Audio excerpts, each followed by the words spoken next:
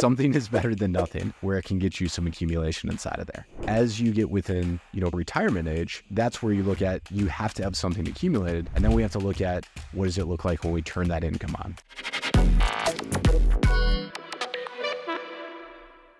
All right, guys, welcome to another episode of the Wealthy American Podcast. Today, we're going to kind of talk about a tale of two financial circumstances. Some recent conversations that we've had. All names are going to be changed to make sure that we protect those conversations, everything else, and some kind of common setups, common pitfalls that we see, as well as folks that have done it the right way and have really set themselves up for success in some of the commonalities that we see over there. Jim, how are you today?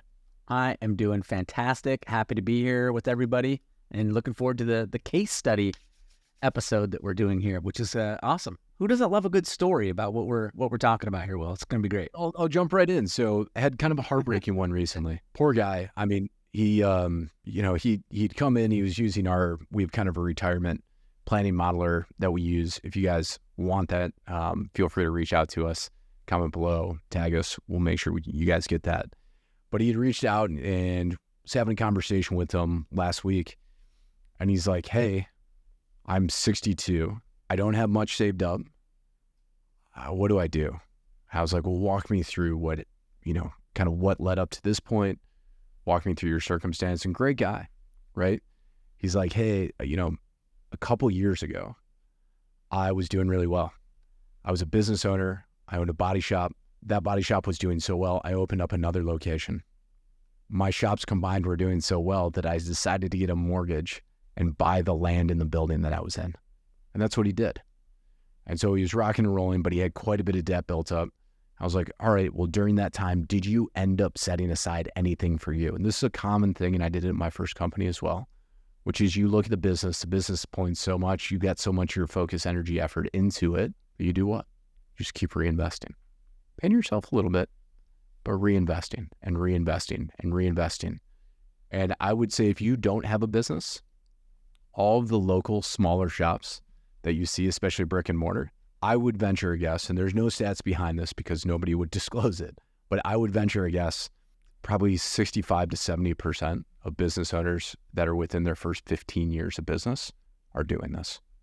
They're constantly pouring just back into the business, the next thing, going after it bigger, more, so on and so forth. And I've done it too, right? And this guy was no exception.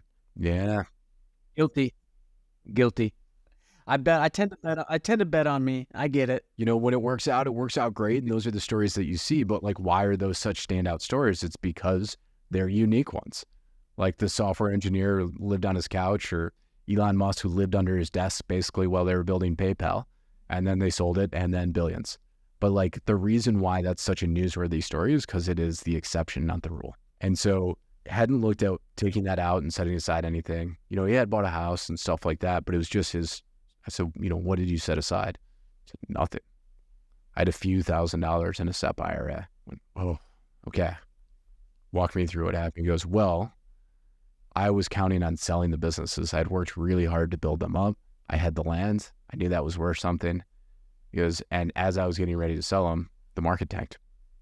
Everything went down. Nobody was looking at it.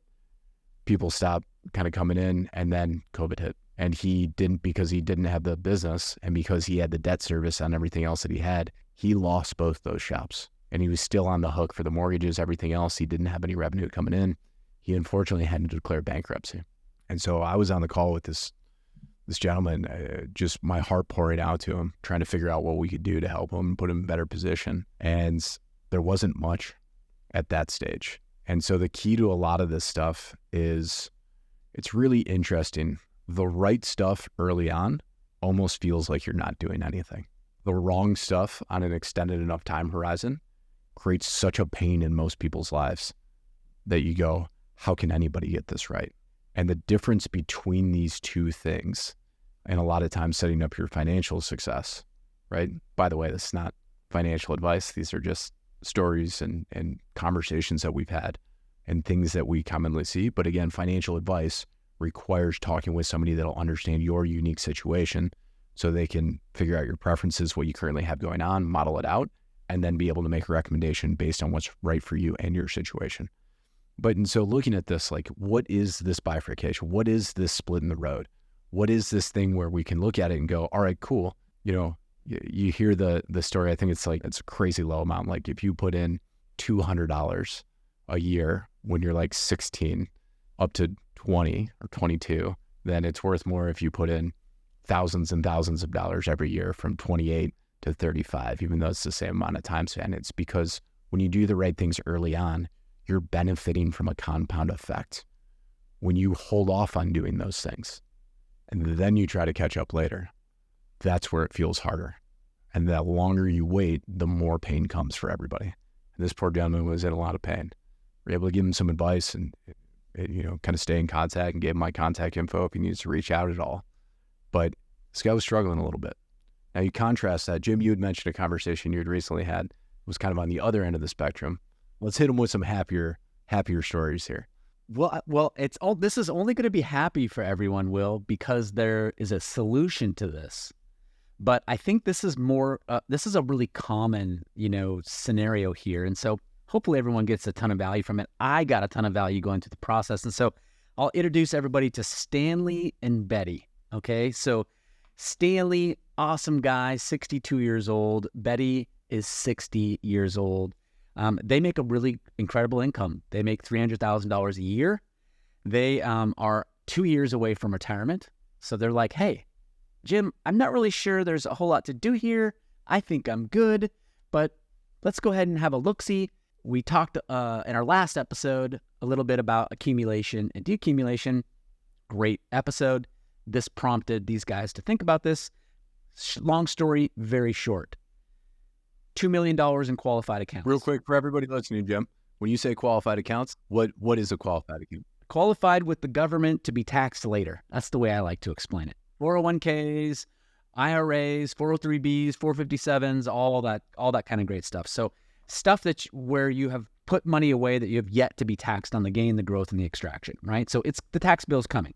So this is an incredible man, super smart, love, you know, him. Put the vast majority of his money in his qualified accounts, right? Hey, I'm going to accumulate as much money as I possibly can over the course of time. And he did a great job. He's got over $2 million in this account, $2,050,000 to be exact. And spent the rest of his free-flowing cash flow doing what everyone thinks is the best thing to do, right? What's he doing? He has no credit card debt. He has no car loan debt. And he has no mortgage debt. But what he has now is $2.8 million in free and clear real estate, a beautiful mountain home, in the high mountains, ski place in Colorado, another place in Denver, free and clear. And he goes, I'm good, couple years, but go ahead and tell me what you think, you know? Well, we turned on the income in 2 years. When you say turn on the income, Jim, I know we use that all the time. Let's explain to the folks listening what that means. So turning on the income would be he's moving from the accumulation phase of his life, right? He's working, he's saving money, he's putting money away in his qualified accounts. He's not taking any money out of anything that he's accumulated. He gets to the point where he, quote, retires. I'm turning off all of my employment income, and then I'm going to start drawing down the money that I've accumulated. And my accumulation, phase of my life is now over. So I'm not accumulating any more money. Sure, it's in the market, and hopefully it's going up, and I'll still be able to accumulate yield, but I'm not putting money into it. I'm not contributing. So now I've reached the fruits of my labor. I'm going to start taking money out of those accounts now to live off of. That's deaccumulation. That's the goal for a lot of people to retire, right? So we turn that income on from those accounts to provide that cash flow that's replacing employment income. And lo and behold, assuming taxes stayed the same, inflation stayed the same, and he got a positive rate of return that beats the S&P 500 total return forever. Never loses any money, which everybody knows that's hardly possible. And even with the best of outcomes, the best of scenarios, he ran out of money in 9 years. 9 years. And so he said, well, that's not good. I guess I do have a problem. And so we worked together to solve his problem. But like for most of you guys listening to this, $300,000 a year earner, working at the same company for 30 years, owns all of his real estate completely debt-free, has $2 million saved up, turns on the income at retirement and runs out of money in 9 years. That's That's a shocker for me. So no matter what your financial situation is, you definitely want to have a conversation with somebody about accumulation. And then also, what was the outcome there, Jim? Yeah, let's get in. So I don't want to be a spoiler, alert, but the outcome is we were able to solve his problem. We were able to look at some different, vehicles and switch the focus at that time in his life from the mentality of accumulating money, chasing returns, things like that to get this nest egg to be as big as it possibly can. So in theory, that account is big enough to be able to draw down enough to make it last, right? And so what we did is we looked at what options were available in that strategy, and then we put together a comprehensive decumulation strategy, and we solved the problem. So we don't obviously have time to go into how we did it, but we were able to successfully do it. And so I would encourage everyone to make sure that you're thinking about your life and where you're at in life with regards to accumulating money. And then also, hey, when I get to retirement, what does that look like? What now? Well, it's a totally different process, and it's a totally different advisor most of the time to go spend that money down to make it last with inflation, taxation, and market risk. Those are all, important factors to run that scenario out. So anyway, I just thought it was a great case study to show everybody, because I was thinking to myself, Will, oh man, this guy's fantastic. He's good. He's got it. No big deal. And then you put it into our program and our planning, module. And I was just as blown away as he was. Right. And I wasn't sure I could even solve the problem. I was like, oh man, you only got 9 years. How in the world am I going to get you another 20? Right? Assuming he's going to have a 30-year retirement. So not an easy thing to fix, but we fixed it and we did it. Well, I think there's a couple of cool things that you said. Besides, one, they now know when they can retire and they don't run out of money in retirement, which is pretty much what everybody wants. But two, if we look again at these two stories, right? The first guy who's and still is in a tough spot. And the second guy who he was going to run out of money, but looked at it and then he was able to solve it, right? And we were able to work with him and solve it and all that stuff. What's the difference between these two gentlemen? If the second guy that Jim had mentioned, with multiple houses paid off and everything else, if he hadn't accumulated some of that money, then there's nothing you can do to switch the way that it comes out in retirement. And so there's two main takeaways, I think, here from these stories. One is... Well, there's two things you can give. Two things, Will. You can give him a hug and a handshake. Exactly. That's about it. In terms of this, I think there's two things to really look at for those of you guys listening to go, hey, how does this apply to me? What can I take away from this? And here's the two takeaways that I would look at and I would consider and I apply to my life, right? And then first one is you have to be putting something away in an account that is going to build for long-term building your wealth, right? Whatever that is, right? We have our opinions as to what we like better than others just because we see them perform and all that stuff. But like, do something. Something is better than nothing where it can get you some accumulation inside of there. As you get within, kind of retirement age, that's where you look at, you have to have something accumulated. And then we have to look at what does it look like when we turn that income on? Meaning when the money stops coming in from where you're working or whatever the difference is between Social Security or any pensions and the desired lifestyle that you want to live. $100,000 a year, 150, 200, 10,000, whatever it is. What's the difference? How do we pull that money through? And what's the best vehicles in order to do that? And that's the whole game here, guys. That is what we're looking at. In terms of wealth, that's what creates a wealthy American. You have to accumulate something and set aside something. And if it hurts a little bit to do that when you're going through it, I'd still recommend doing it, right? A little bit of sacrifice, probably good for everybody, right? And it may not. You might, like this guy was making $300,000 a year. If he put away $100,000 a year and he lived off $200,000, is he sacrificing that much? I would argue probably not. And you'll probably be sitting pretty good, but you might not be in that situation. Still, if you're putting away something, and then as you get closer to retirement, you're looking at decumulation, you're then analyzing that and going, how do all the numbers play out?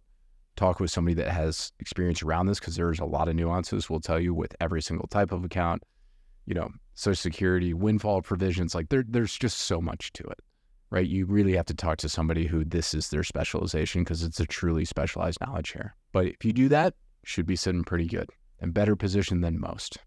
Jim, closing thoughts here? Closing thoughts is the answers to the four most important questions apply to everyone in the accumulation phase of their life as early on in life as you can get it.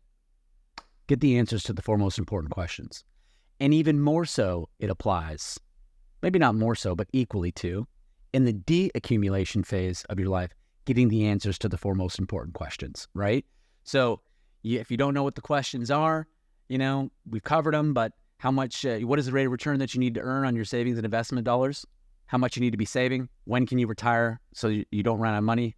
And the fourth one is, how much would you potentially have to reduce your lifestyle, right, if you haven't planned or saved enough, right? So getting the answers to the four most important questions early on in life is really, really pivotal, especially if you're in the accumulation phase, and it just equally as important if you're in the de-accumulation phase of your life. Awesome. Well, knowledge is power. Thank you for joining us, the Wealthy American Podcast. Hit the like, subscribe, notification, that bell, all that good stuff. If you're one of our audio-only listeners, please give us a 5-star review that helps other people to see it, and we'll see you on the next one.